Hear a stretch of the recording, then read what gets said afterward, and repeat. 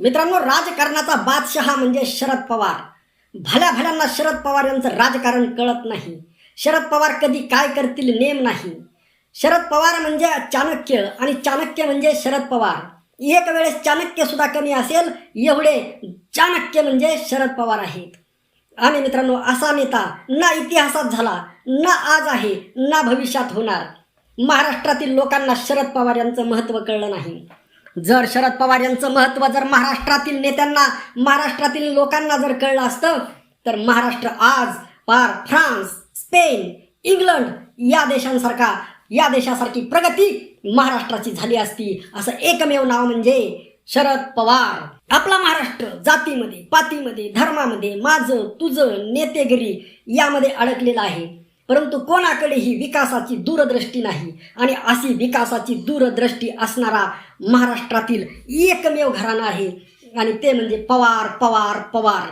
आणि अशा पवार घराण्याची जो मेन खांब आहे, मेन आधारस्तंभ आहे, ते आहेत शरद पवार. आणि मित्रांनो, बघा नेमकं काय घडलेलं आहे ते लक्षात घ्या, म्हणजे तुमचा सगळा खेळ लक्षात येईल. बघा, शरद पवार आता काही सोशल मीडियावरती जर तुम्ही गेलात तर काही पेज आहेत, त्यामध्ये शरद पवार यांना ते नावं ठेवत आहेत. ते म्हणत आहेत की भावी पंतप्रधान शरद पवार यांना एका खासदारकीसाठी काँग्रेसवर, उद्धव ठाकरेवर अवलंबून राहण्याची वेळ आहे. मग असं शरद पवार यांची हालत का झाली? याला कारणीभूत शरद पवार नाहीत. शरद पवार यांनी त्यांच्या राजकारणामध्ये भरपूर केलेलं आहे. आणि जे लोक अशी शरद पवार यांच्यावर टीका करत आहेत, त्यांचा जो कोणी नेता आहे त्या नेत्याने त्याचा जो पक्ष आहे तो पक्ष सोडून स्वतःचा पक्ष काढून दाखवावा आणि स्वतःच्या हिमतीवर महाराष्ट्रात हिंडून दाखवावं. आणि महाराष्ट्रामध्ये तो किती आमदार निवडून आणील हा जर प्रश्न विचारला तर तो स्वतःसुद्धा निवडून येईल का नाही अशी पंचायत आहे. एकीकडे संघटितपणे या लोकांनी हा राष्ट्रीय पक्ष उभा केले आणि आज तो पक्ष म्हणजेच ते स्वतः असं म्हणून शरद पवार यांना हिनवत आहेत. राजकारणामध्ये स्थानिक पक्षांचं जे महत्त्व असतं ते जसं साऊथ इंडियाच्या लोकांना कळलेलं आहे, जसं ते तमिळनाडूच्या लोकांना कळलेलं आहे, जसं ते केरळच्या लोकांना कळलेलं आहे, तसं महाराष्ट्रातील लोकांना कळायला मार्ग नाही. महाराष्ट्रातील काही लोक उत्तर भारतीय गायपट्ट्याला बळी पडलेले आहेत आणि त्यामुळे महाराष्ट्राचं वाटोळं झालेलं आहे. स्थानिक पक्षांकडे लक्ष द्या. आपल्या राजसाहेब ठाकरे यांचा मनसे आहे, उद्धवसाहेब ठाकरे यांचा शिवसेना आहे, एकनाथ भाऊ शिंदे यांची शिवसेना आहे आणि शरद पवार यांचा राष्ट्रवादी काँग्रेस आहे. आणि या सगळ्यामध्ये पवार घराण्याचं जे नाव आहे खास करून विकासासाठी घेतलं जातं. तुम्हाला अगोदरच ज्यावेळेस अजित पवार आपल्यामधून गेले त्यावेळेस अजित पवार यांचं महत्त्व कळालं आणि आता सगळेजण म्हणायला लागले, अरे दादा गेले आता कसं होणार? परंतु ज्यावेळेस दादा होते त्यावेळेस दादाचं महत्त्व कोणालाही कळलं नाही. परंतु आज दादा आपल्यामध्ये नाहीत आणि जर दादा मुख्यमंत्री राहिले असते आणि संपूर्ण महाराष्ट्राने एक हाती सत्ता जर दादाकडे दिली असती तर दादाने महाराष्ट्राचं नंदनवन केलं असतं, महाराष्ट्राचं गोकुळ केलं असतं, महाराष्ट्राचं युरोप केलं असतं, महाराष्ट्राचा विकास केला असता. अशा या विकास पुरुषाला त्याचं महत्त्व या महाराष्ट्राने ओळखलेलं नाही. आज शरद पवार आहेत परंतु आता ते वयोवृद्ध झालेले आहेत आणि या अवस्थेमध्ये सुद्धा शिवसेनेची इच्छा होती की त्यांचा खासदार व्हावा, परंतु त्यांच्याकडेही संख्याबळ नाही. काँग्रेसची इच्छा होती की त्यांचाही खासदार व्हावा, परंतु त्यांच्याकडेही संख्याबळ नाही.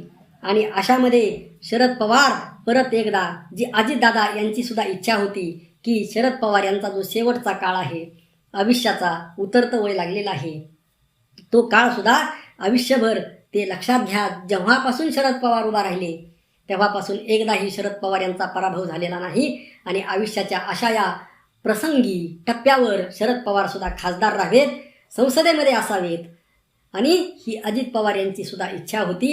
नाही अजित पवार वेळ प्रसंगी शरद पवार यांना पाठिंबा देऊन खासदार करणार होते. आणि अशामध्ये आज शरद पवार यांनी स्वतःहून अजितदादा यांच्या पक्षासोबत न जाता, कारण अजितदादांचा जो पक्ष आहे तो आता पूर्णपणे वेगळा आहे, विलनीकरण एकत्रीकरणची चर्चा आता थांबलेली आहे आणि अजितदादांच्या पक्षाने पार्थ पवार यांना राज्यसभेवर पाठवण्याचं निश्चित केलेलं आहे, शिक्कामोर्तब झालेलं आहे.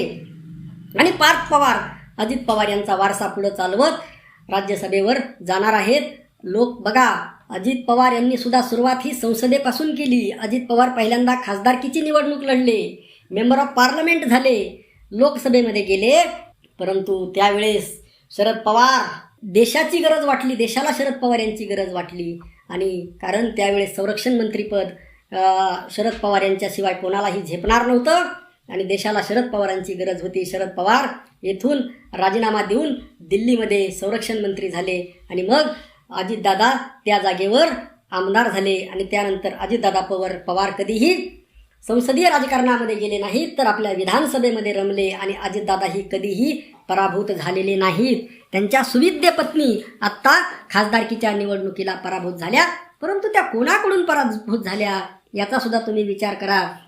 त्या पराभूत झाले कुणाकडून? सुप्रिया सुळे यांच्याकडून. म्हणजे त्यांच्या घरातलीच लढाई होती. आणि बघा आज शरद पवार पुन्हा एकदा खासदार होत आहेत, पार्थ पवार खासदार होत आहेत, सुप्रिया सुळे खासदार आहेत बघा. आणि आता रोहित पवार आमदार आहेत, सुनेत्राताई पवार डेप्युटी CM आहेत. आणि लक्षात घ्या, काही जणांना असं वाटेल की आता ही घराणेशाही आहे का?